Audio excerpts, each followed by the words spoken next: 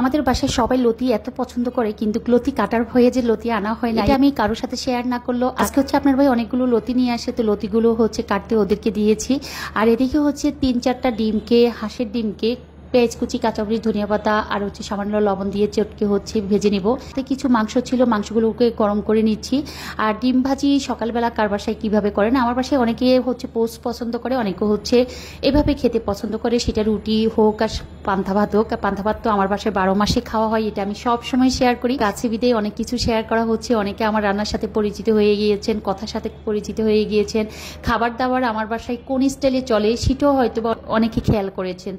তো আসলে ডিম ভাজিটা করে নিচ্ছি। ডিম ভাজিটা করার এক তাওয়াতে আমি সবগুলো ডিম দিয়ে দিলাম আর পিস পিস করে হচ্ছে কেটে উঠিয়ে নিলাম। আর কিছু ডিমের অংশ হচ্ছে জেসমিনদের জন্য রেখে গেলাম রান্না করে। ওদিকে হচ্ছে চায়ের পানি, দুধ চায়ের পানি, রং চায়ের পানি দুটোকে বসিয়ে দিয়ে আবার হচ্ছে টেবিলে খাবার সার্ভ করে আমিও সবার সাথে খেতে বসবো। আর যারা ওই যে আমার ব্লগ তো প্রতিনিয়ত দেখছেন, তারা হয়তো বা আমার সব ব্লগে দেখে কমেন্টস করছেন। যারা অনেক পুরনোত্ব ফলোয়ার্স, তাদেরকে আমি সবার নাম মুখস্থ, আমি বলতে পারি যে এরা আমার প্রথম থেকে ব্লগগুলো দেখে আসছে। সবার প্রতি আমার কৃতজ্ঞতা জানাচ্ছি। মন থেকে দোয়া করবেন আমার জন্য, আমিও আপনাদের জন্য দোয়া করি। সবাই যে যেখান থেকে ব্লগ দেখছেন সবার জন্য আমার মন থেকে অনেক অনেক দোয়া, ভালোবাসা, শ্রদ্ধার এক্সপেক্ট যাই বলেন না কেন, সবাই অনেক বেশি ভালো থাকবেন। আজকে সকালবেলার খাবারটা রেডি করেছিলাম, এদিকে হচ্ছে রুটিও বানিয়েছিলাম। তো রুটি দেখে হচ্ছে কি ওই যে ডিম ভাজিটা করেছিলাম, একটু মরিচ আর হচ্ছে পেঁয়াজ কুচি, ধনিয়া পাতা দিয়ে ডিম ভাজি দেখে আর হচ্ছে পোড়া পোড়া একটু মাংস দেখে, যেটা হচ্ছিল একটু শুকনো শুকনো মাংস, জাল দিতে দিতে যে মাংসটা একদম লাস্টে আবার জাল দেওয়ার পর একদম তেল ভেসে উঠে ওই মাংস দেখে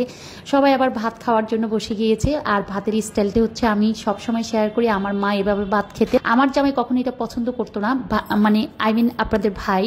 তো সেও এখন ভাত খাওয়ার সময় হচ্ছে একটু পানি ঢেলে নেয়। আমার বাচ্চারা তো আমার মতো খায়, আমি যেহেতু রিসেন্টলি ভাত খাচ্ছি না, সেক্ষেত্রে আমি 2টো ডিম আর 1 গ্লাস পানি খেয়েছি। আর এখন হচ্ছে সবার জন্য হচ্ছে চা গুছিয়ে নিচ্ছি। বাসার মধ্যে যে আপনার ভাই একা হচ্ছে রং চা খায়, আর বাকিরা সবাই হচ্ছে দুধ চা খায় বা পছন্দ করে।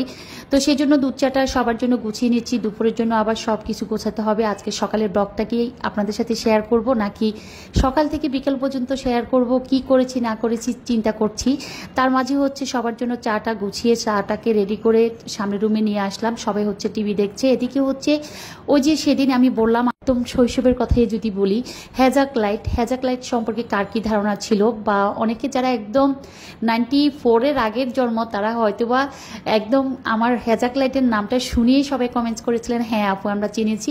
তো আজকে হচ্ছে হ্যাজাক লাইটগুলো চার্জ শেষ হয়ে যাওয়াতে হচ্ছে কি আমি আমার ছোট ছেলেকে দিয়ে এগুলো চার্জে দিয়ে আবার হচ্ছে গেটের সামনে যে স্পটে দিয়েছিলাম সেই স্পটে আবারও লাগিয়ে দিলাম। আজকেও বলছি কার কাছে কেমন লাগছে হ্যাজাক লাইট সম্পর্কে, কার কি ধারণা অবশ্যই জানাবেন। আমি মনে হয় যেন একদম ছোটবেলায় যখন বুঝতে শিখেছি, তারপর থেকেই কিন্তু এই হ্যাজাক লাইটটা যখন কোনো বিয়ের অনুষ্ঠান বা বড় কোনো অনুষ্ঠান বা যে কোনো ওয়াজ মাহফিল, এই হ্যাজাক লাইটটাকে রাতের আলোয় আলোকিত করার জন্য জ্বালানো হতো। কারণ তখনকার যুগে আবারও বলছি কারেন্ট ছিল না, সোলার ছিল না, কোনো বিদ্যুতের অপশন ছিল না, তাই মানুষের হারিকেন, কপি বা লাইটের মাধ্যমে হতো কি যে পুরো ফাংশনটাকে শেষ করতো রাতের বেলায়।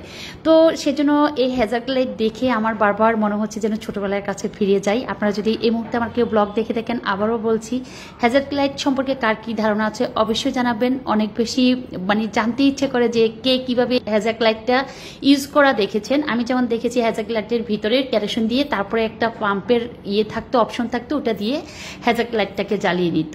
অনেকগুলো চিংড়ি মাছ আবারও ভিজিয়ে নিলাম। আমি রিসেন্টলি হচ্ছে বাসায় এত এত চিংড়ি মাছ আনা হয়, তো গ্রামের বাড়িতেও হচ্ছে কি চিংড়ি মাছটা আসলে পাওয়া যায় বেশি, যখন একদম কম দাম থাকে তখন মানে ঢাকার বাসায় বেশি বেশি পাঠানো হয়। তো আম্মু হচ্ছে একদম সবকিছু কুটে পরিষ্কার করে ঢাকার বাসায় পাঠিয়েছিল। আমার কিছু রিসেন্টলি চিংড়ি মাছ ছিল, তো সেজন্য আমি হচ্ছে আবারও এই চিংড়ি মাছগুলো ধুয়ে পরিষ্কার করে একদম চিংড়ি মাছটাকে ভুনা করে ফেলবো মরিচ বেশি করে দিয়ে। আর এদিকে হচ্ছে ইলিশ মাছ কেটে নিচ্ছি, দুপুরে হচ্ছে সরিষা ইলিশ করবো, সেজন্য সরিষা ইলিশের জন্য 2টি ইলিশ মাছ কেটে নিচ্ছি। এক একদিন এক একটা খাবার আমার বাসায় থাকে, কমনভাবে থাকে, যখন যেই মাছটা বেশি বেশি পাঠানো হয় ওই মাছগুলো আমি তাড়াহুড়ো করে শেষ করার জন্য চেষ্টা করি, পরে হচ্ছে আবার নতুন মাছ আনলে যেন সেই মাছগুলো আবার খেতে পারি।